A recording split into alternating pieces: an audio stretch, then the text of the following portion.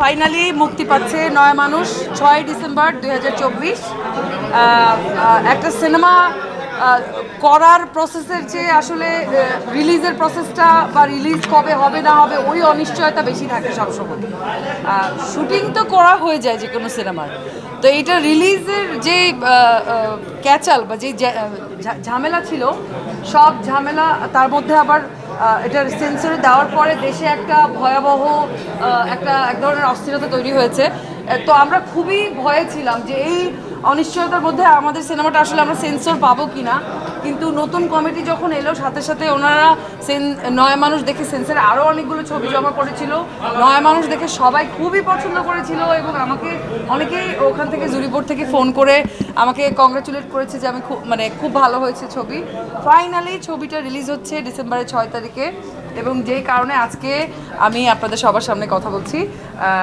তো এটা এক ধরনের, আমি জানি না এটা খুব বেশি শোনাবে হয়তো, অনেকদিন পর একটা ছবিতে কাজ করা, এত সিগনিফিক্যান্ট একটা চরিত্রে আমি অনেক ইমোশনাল এই ছবিটা নিয়ে, কারণ ছবিটার সাথে এত বেশি অ্যাটাচ হয়ে গেছি, ছবিটা শুটিং থেকে শুরু করে আজকে রিলিজ পর্যন্ত, এবং অ্যাটাচ হতে হয়েছে কারণ আমাদের যিনি পরিচালক সোহেল রানা বয়াতি, উনি আষ্টে পৃষ্ঠে একদম আমরা যারা টেকনিক্যাল ক্রু থেকে শুরু করে আর্টিস্ট, প্রত্যেকটা আর্টিস্টের সাথে এক ধরনের অল জার্নিতে ও কানেক্টেড ছিল এবং আমরা খুবই ইমোশনালি কানেক্টেড এই সিনেমাটা নিয়ে এবং খুবই আশার কথা যে সিনেমাটা ফাইনালি রিলিজ হচ্ছে এবং আমি খুবই আশাবাদী সিনেমাটা নিয়ে, কারণ এই সময়ে একটু স্বস্তির নিঃশ্বাস ফেলবে মানুষ সিনেমাটা দেখে, এক ধরনের ওই স্বস্তিটা ফিল হবে। শুটিংয়ের এনভায়রনমেন্ট এত ভয়াবহ, আমি আমার লাইফে আমার মনে হয় না যে নয় মানুষ সে শুটিংয়ের এক্সপিরিয়েন্স আমার যেই পরিমাণে ভয়াবহ,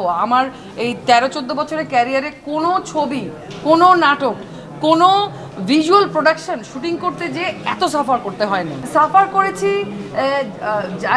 জায়গাটা যেখানে শুটিং স্পটটা, লোকেশনটা ছিল আমাদের খুবই দুর্গম এলাকায়, একটা চরে, মতলবের কানদির চর, যেখানে এখনও বোধহয় ইলেকট্রিসিটিও নাই, এতদিনে মনে হয় চলে আসছে। আমরা যখন ছিলাম তখন সৌরবিদ্যুৎ ছিল, একটা ঘরে এতগুলা মানুষ, এই যে আপনারা এত বড় জায়গা তাতেও এখানে এতগুলা মানুষের অ্যাকোমোডেশন হচ্ছে না, ওখানে ছোট্ট একটা ঘর, একটা স্কুল ঘর, ওখানে স্কুল ঘরের মধ্যে আমরা ইউনিটের প্রত্যেকটা মানুষ একটা কর্নারে পার্টি পেতে, আর্টিস্টরা ওইখানেই ছোট্ট করে একটু পিঁড়ির উপরে একটু মেকআপের জিনিসপত্র রেখে আমরা রেডি হয়েছি। ওই জায়গাটা শাড়ি দিয়ে দড়ি দিয়ে ঘেরাও করা ছিল, একটা সাইডে লাইটের জিনিসপত্র রাখা, ক্যামেরার ইকুইপমেন্ট রাখা, প্রোডাকশনের জিনিসপত্র রাখা, চার জিনিসপত্র সব এক জায়গায়। লোকেশনটা একদম রয় পেয়ে গিয়েছিলাম লাকিলি, এটা অল ক্রেডিট গোজ টু বয়াতি। ও কীভাবে এই চটটা ম্যানেজ করলো পুরো চটটা শুটিংয়ের জন্য এটা আমি জানি না, এটা ওর আমার মনে হয় এক ধরনের ওরই ক্যাপাবিলিটি। কিন্তু ওই চরের যে কয়েক ঘর মানুষ, 20-30 ঘর মানুষ, তারা আমাদেরকে ভীষণ হেল্প করেছে।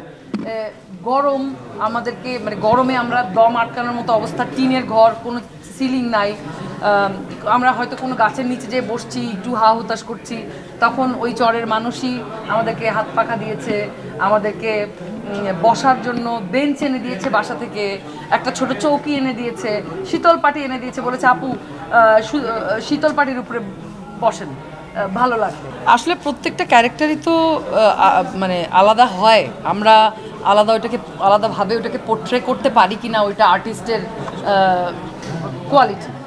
তো আমি চেষ্টা করেছি, আমি সবসময়ই একটু চ্যালেঞ্জিং চরিত্রে কাজ করতে বেশি পছন্দ করি, আপনারা জানেন আমার ক্যারিয়ারের শুরু থেকেই, গতানুগতিক ইয়ের চেয়েও একটু, যখন একটা সিনেমা করি একটু ভালো গল্প পেলে ওইটাতে একদম খুব চেষ্টা করি চরিত্রটাকে ফুটিয়ে তোলার জন্য। এখানেও এরকম একটা চরিত্র প্লে করার চেষ্টা করেছি। সুজলা আমার চরিত্রের নাম, সুজলা দেবী, ওর একটা মেয়ে আছে ছোট। তো সিনেমা আপনারা দেখার পরে আসলে আমি বলতে পারবো যে আমি কতটুকু চরিত্রটার উপরে জাস্টিস করতে পারি। আমার কাছে মনে হয় কোন একটা চরিত্র ধারণ করার জন্য পরিশ্রম খুব বেশি একটা করতে হয় না, যেটা করতে হয় ওই চরিত্রের, আমরা তো পোর্ট্রে করি সব আমাদের আশেপাশের চরিত্রগুলাই, তো আমার কাছে এটা হয়তো বা আমার নিজের একদম সেলফ মেড একটা ট্রিক্স, সেটা হচ্ছে আমি যেটা করি, আমি কস্টিউম পরে আমি সারাক্ষণ ওই চরের মহিলাদের সাথে ঘুরঘুর করে গল্প করতাম। ওনাদের সাথে গল্প করতাম, ওনাদের কয়টা ছাগল কয়টা গরু, হাজব্যান্ডের সাথে ওনাদের কেমন সম্পর্ক, কী নিয়ে ঝগড়া হয়, কী নিয়ে ঝামেলা হয়, কি কি রান্না করে। মানে যেটা বেশিরভাগ সময় যেটা হইতো যে আমাদের দুপুরে লাঞ্চ করতে অনেক দেরি হয়ে যেত, লাঞ্চ আসতেও দেরি হয়ে যেত, কারণ রান্না হয়তো প্রায় 20 কিলোমিটার দূরে।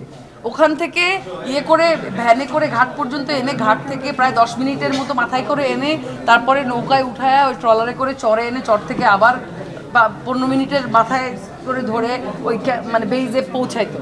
তো ক্ষুধা লেগে যেত খুব, এবং খুব কষ্ট হইতো।